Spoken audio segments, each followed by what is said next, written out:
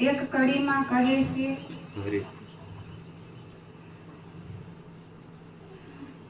નીત ઉઠી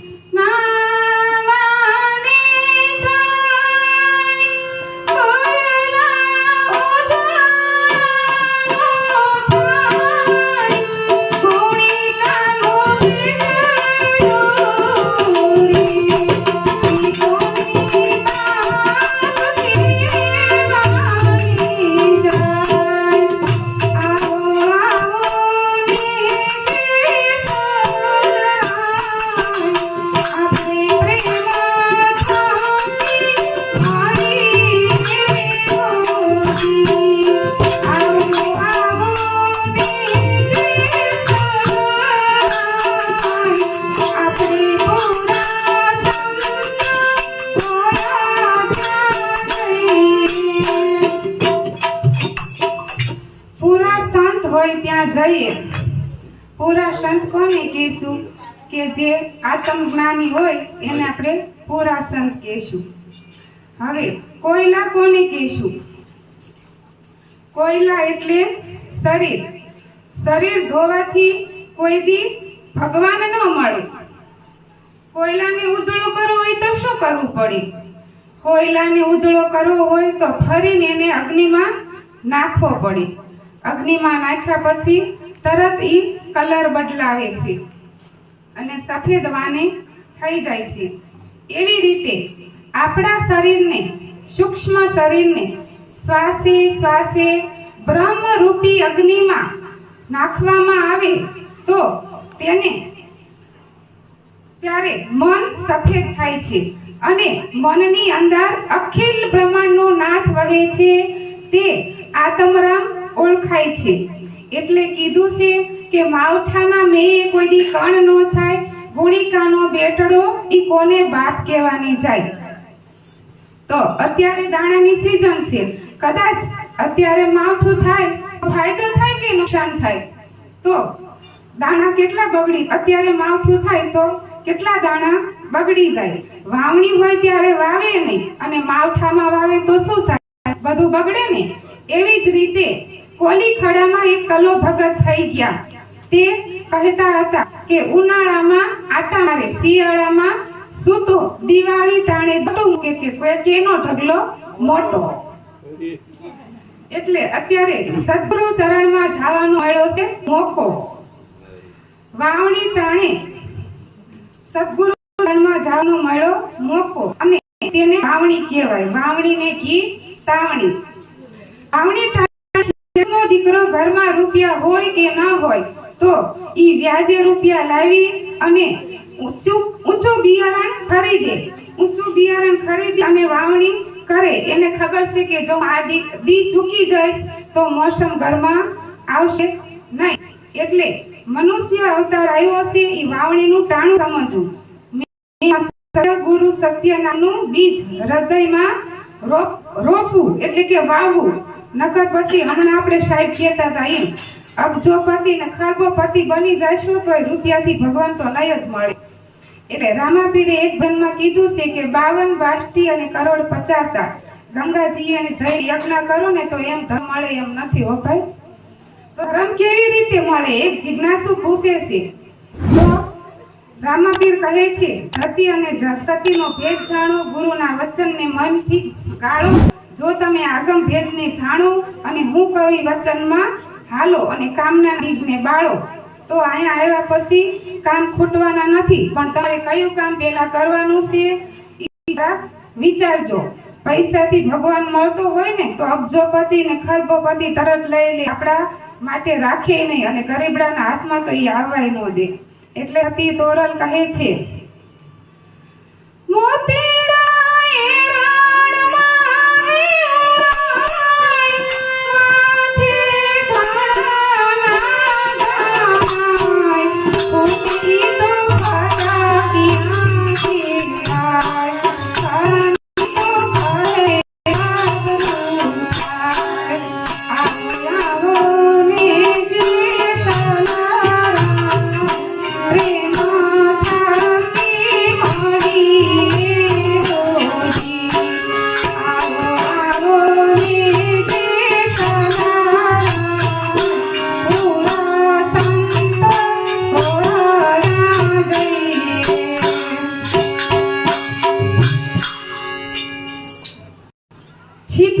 સમુદ્રમાં થાય અને શકળ હોય કમાઈ. હજારો કરોડો છીપલા સમુદ્રમાં હોય, પણ જ્યારે સ્વાતિનું નક્ષત્ર વરસતું હોય અને ધરતીમાં કોક દી વરસે અને જેદી ધરતીમાંથી ટપકા પડી જાય તેદી હાચા હીરા બની જાય. વડીલોને ખબર છે કે સ્વાતિ નક્ષત્રનો વરસાદ જ્યારે વરસે ત્યારે છીપલા તો અનેક સમુદ્રમાં હોય છે, પણ છીપ નામની માછલી જે હોય તે આડી ખુલે અને ઊભી ખુલે. એને ખબર પડી જાય છે હવે સ્વાતિનો વરસાદ વરસવાનો થયો છે, એટલે તળિયેથી સમુદ્ર પર આવી જાય અને સમુદ્રનું પાણી પડે ત્યારે એક ગજ ઊંચી થઈને એ સ્વાતિનો વરસાદ વરસે ત્યારે એ ટીપું એના મોઢામાં લઈ લે છે અને પછી એનું મોઢું પેક કરી દે છે. અને પછી ઈ ટીપાનો એટલો બધો ભાર હોય છે કે ઈ સમુદ્રની સપાટી પર રહી શકતી નથી. ઈ ટીપું મોઢામાં લઈને ઈ સીધી જ તે સમુદ્રના તળિયે વહી જાય છે. અને ઈ સમુદ્રમાં જ્યારે ઈ ટીપું 1.25 લાખનું મોતી થઈ જાય, જ્યારે એનું મંથન ચાલુ હોય અને 1.25 લાખનું મોતી થઈ જાય છે ત્યારે પાછી માછલી સમુદ્રની સપાટી ઉપર આવે છે. સમુદ્રની સપાટી ઉપર આવે છે અને ઈ મોતી પછી 1 લાખનું બની ગયા પછી એને છૂટું કરી દેવામાં આવે છે. એનો મતલબ એવો થાય છે કે જ્યારે આ સંતો હમણાં સાહેબે સત્સંગ કરતા હતા, એનો મતલબ એવો કે એમની પડખે બેઠેલા સંતો હોય ને એમનું ધ્યાન શબ્દ ઉપર હોય, એમનું ધ્યાન બીજે ક્યાંય ન હોય. દાખલા તરીકે આપણે આ સત્સંગ સંતોના મુખે સાંભળીએ છીએ અને ઈ સ્વાતિનો વરસાદ વરી રહ્યો હોય ત્યારે છીપ જેવું એનું મન છે. સંતોનું મન કેવું હોય? છીપ જેવું હોય છે. ઈ શબ્દને હેઠો પડવા નથી દેતો અને અધર પોતાના મનની એટલે કે હૃદયની અંદર પી જાય છે. અને સ્વાતિ એટલે સદગુરુનો મંત્ર, ગુરુનો મંત્ર લઈ પોતાના તળિયા રૂપી ઘટમાં ડૂબકી મારી જાય છે. અને મારા ગુરુએ મને મંત્ર આપ્યો, મેં તો રાખ્યો રુદિયાની માય. ઓહમ સોમના મણકા ત્રીજો પ્રવ્યો મેં ઓંકાર. મારા ગુરુએ મને મહામંત્ર આપ્યો અને મેં એને ધારણ કર્યો. ધારણ કરતા કરતા જ્યારે આત્માનો અનુભવ થાય ને ત્યારે 1.25 લાખનું મોતી પાક કહેવાય. પછી એનાથી રહેવાય નહીં હો. મહાપુરુષોએ બધાને જ્ઞાન પીરસા છે. જેને સદગુરુ મહારાજે દયા કરી હોય સંતો બધાને જ્ઞાન પીરસે. એવું ન હોય કે 5 જણાને આપે ને 5 જણાને ન હોય આપે.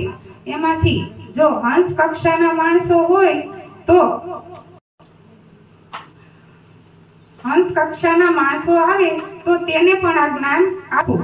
વનસ્પતિ જ્યારે પાકે છે ને ત્યારે તેના પર બીજ આવે છે. બીજ આવે છે ને ત્યારે વનસ્પતિ કોઈને કહેતી નથી હોતી કે આવો હવે હું પાકી જઈશું, તમે મારા દાણા ખાવા આવો. ઈ પક્ષીઓને એવું કહેતી હોતી નથી. પણ વનસ્પતિ જ્યારે પાકે ને ત્યારે આપોઆપ ઢળી જાય છે. ઢળી જાય ને એટલે કાગડા અને કોયલ, હંસ જેવા પક્ષીઓ આવે છે. પણ સંતો ક્યારે એવું નથી કહેતા હોતા કે અમે હંસને જ જ્ઞાન આપીશું એમ. અને આમાંય સંતો વાળા ઘણા હોય કે હંસને હંસ બનાવો એમાં શું નવાઈ હોય છે. કાગડા જ્યારે હંસ બનાવો ને ત્યારે મેં તમને સાચા સંત કેવી.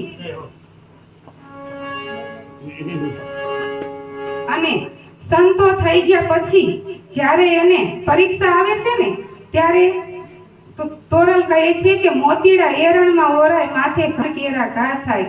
એમાં જો ફૂટે ઈ ફટેકા કહેવાય અને ખરાની તો ખડે ખબરું થાય. આત્મ જ્ઞાન થયા સુબવ આવે હો.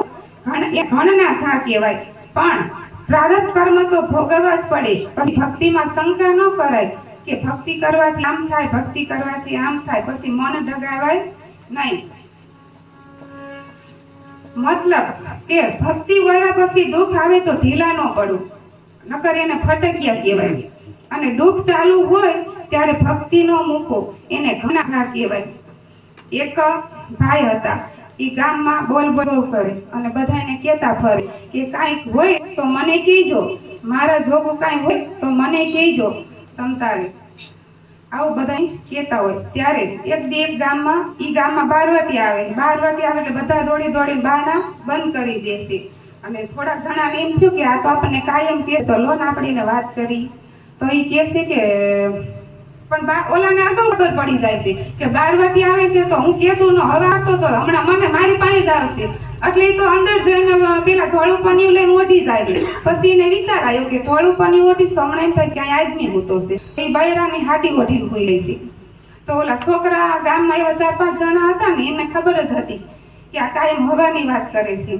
એટલે એમના ઘરના કહેશે કે એનો ઉગાડશો કે અહીંયા પુરીમાં હૂતા છે.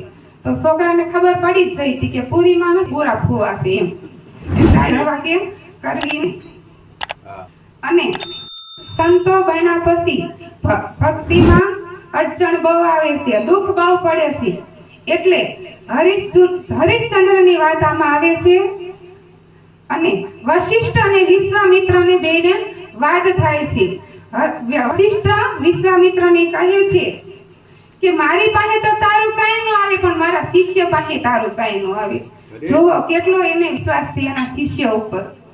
એટલે વિશ્વામિત્રને વધારે ક્રોધ આવે છે. ને એટલે હરિશ્ચંદ્ર પાસે થઈ જાય છે.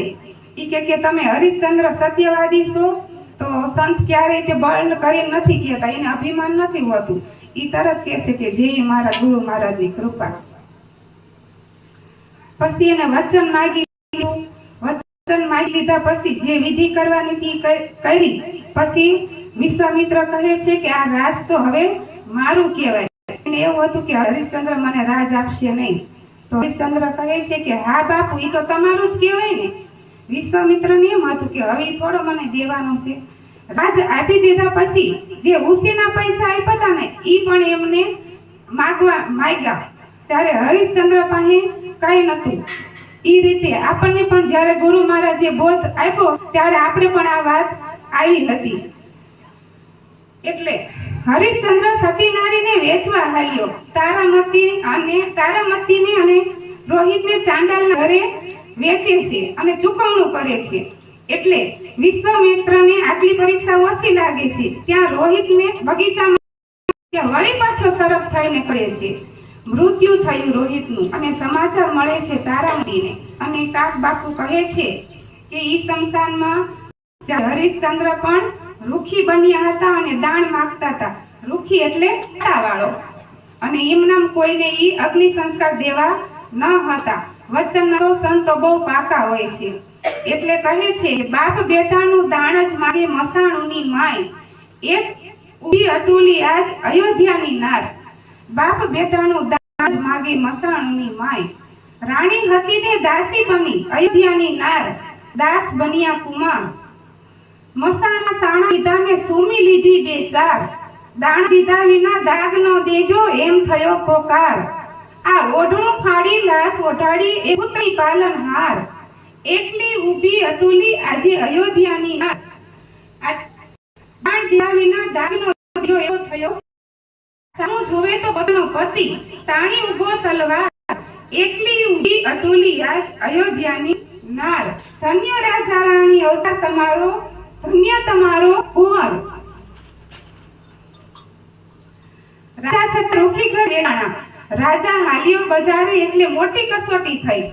ભક્તિમાં શંકા ન કરી એક દોરામાં ફેરવો પડ્યો. એટલે વિશ્વામિત્ર અને ભગવાન બે સાથે આવે. સત હતી હરિશ્ચંદ્રને હું હારું તો વશિષ્ઠ હારે અને હરિશ્ચંદ્ર ન હારે હું 7 જન્મ પુત્રનો અવતાર લઈશ. ભગવાન વિશ્વામિત્રને કહે છે એક કપટી અવતાર હવે પેલા 2 પુત્રના પછી બીજી બધી વાત. ત્યારે વિશ્વામિત્ર માથે આજ્ઞા ચડાવી છે કે હા હું અવતાર લઈશ અને આના પાળીશ. ત્યારે હરિશ્ચંદ્રએ કીધું ભગવાન નહીં, ગમે એવો હોય તો પણ એ સાધુનો દીકરો છે. પછી હરિશ્ચંદ્રને વરદાન માંગવા કહ્યું. ત્યારે હરિશ્ચંદ્ર કહે છે કે ઈ સાધુ માફ કરી દો. આપણે માંગવાનું કીધું હોય તો આપણે કેવું માંગી, પેલા તો આપણે એને ક્રોધથી જ કહી દેવી કે ફાંસીની સજા કરો. પણ જો હરિશ્ચંદ્ર સંત હતા એને કેવું માંગ્યું કે મને વરદાનમાં એવું આપો કે ઈ સાધુ તમે માફ. હરિશ્ચંદ્ર અને તારામતીએ શું કીધું કે ભગવાન પેલા એમને માફ કરો એમને અમારી પરીક્ષા કરી ત્યારે તમે આવ્યા ને, નકર તો તમે ન આવત. અને આપણે તો આખી જિંદગી ભૂલતા નથી. કોક કાંઈ કે નહીં, આટલી કસોટી કરી એને સંત કહેવાય. અને આ કાને કાઢવા અને સાંભળવા જેવી વાત નથી હો. આ હૃદયમાં ભરી રાખવાનું છે. રાજા છતાં રૂકીને ઘેર વેચાણા, એટલે કીધું છે કે મોતીડા એરણમાં વપરાય, માથે ઘણના ઘા થાય, ફૂટે ઈ ફટકિયા કહેવાય, અને ખરાની તો ખળે ખબરું થાય. ચાંદ સૂરજ આકાશમાં થાય, નવા લાખ તારા એની પાર, પવન પાણી ને કરતા, ચૌદ લોક કરે એની આર. આવો આવો ને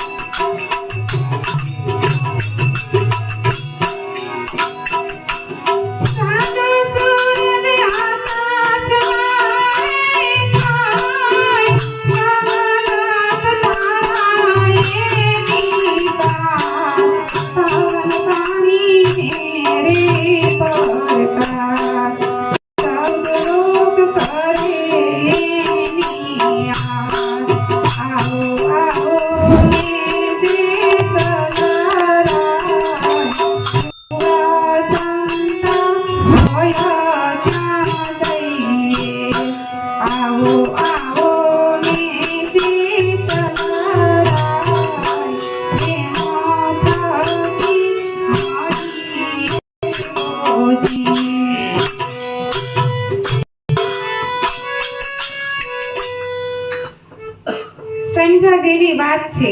તોરણ કહે છે કે ચાંદો સૂરજ ઉગતા આપણે બે હાથ જોડવી છીએ. ઈ પવનને દેવ માનીએ છીએ. પાણીને ખબર છે કે સૂર્ય ચંદ્ર ઈ તમારા આત્માના લીધે તપે છે. સૂર્ય ચંદ્ર પણ તમારા આત્માના લીધે તપે છે. પવનને વંદન કરવાનું કીધું છે. અને જો કદાચ વિશ્વાસ ન આવતો હોય અને તમને શંકા થતી હોય તો સૂર્યમાં તો તમે ભગવદ ગીતા વાંચી જો. સૂર્યમાં અર્જુનને કહે છે કે તેજ હું છું, ચંદ્રમાં શીતળતા હું છું, સ્ત્રીમાં કીર્તિ શોભા હું છું, અને પુરુષમાં પુરુષ તત્વ પણ હું છું.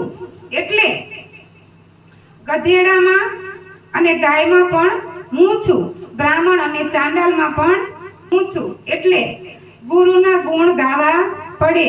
ગુરુના ગુણ ન ગાયા એને આખા વિશ્વના ગુણ ન ગાયા, અને જેને ગાયા ગુરુના ગુણ તે કોઈ ગુણ ના ગાયા સમાન છે. એટલે કીધું છે કે 14 લોક કરે એની આસ. એની આસ આ તમારા આત્માની આશા કરે છે.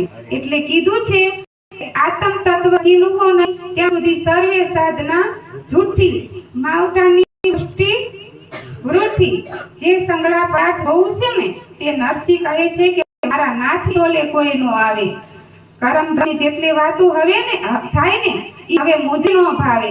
કરમ ધર્મ ની એટલે કે મેં આટલા રૂપિયાનું દાન કર્યું, અમે આ કર્યું, મેં તેમ કર્યું, એવી વાત હવે અમને નો ગમે. જે કર્યું ને તે મારા હરિની ઈચ્છા થકી થયું છે. બોલો સદગુરુ મહારાજ.